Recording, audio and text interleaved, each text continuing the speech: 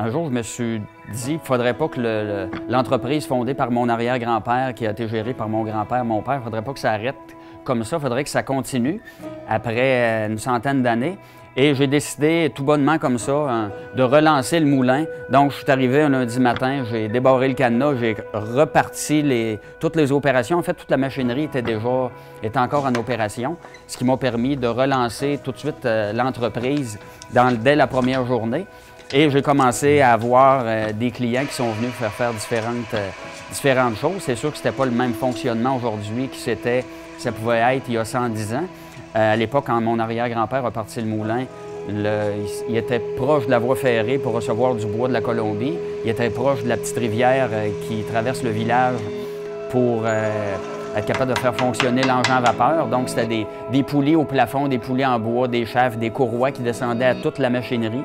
Puis ça, c'est une époque que j'aurais bien aimé connaître, bien aimé vivre pour voir tout le mouvement qui pouvait se passer autour du moulin avec la trentaine d'employés à une certaine époque, où il y avait les portes et fenêtres en bois étaient en très grande demande. Mon grand-père avait 7 employés qui faisaient juste tracer et fabriquer des portes et fenêtres.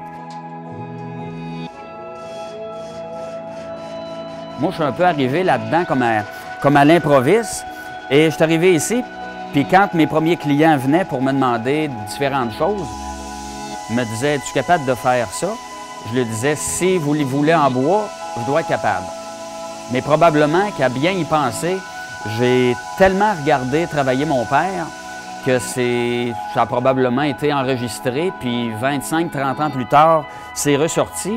Et à date, j'ai jamais répondu non à un client sur une chose, un produit que le client pouvait demander. Et c'est toujours quelque chose de tout nouveau. Il faut que, je dirais que j'ai un 50% côté ébéniste, 50% artiste, dans le sens que je ne commencerai pas quelque chose parce qu'il faut que je fasse le produit.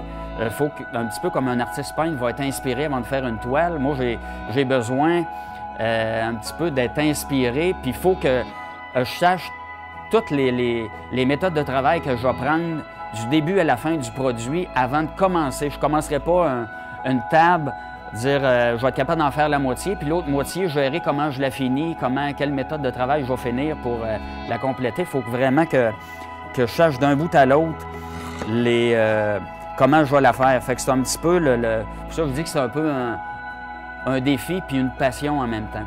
Puis moi, c'est ma passion d'abord de faire revivre le moulin après 4 générations, après 110 ans d'existence.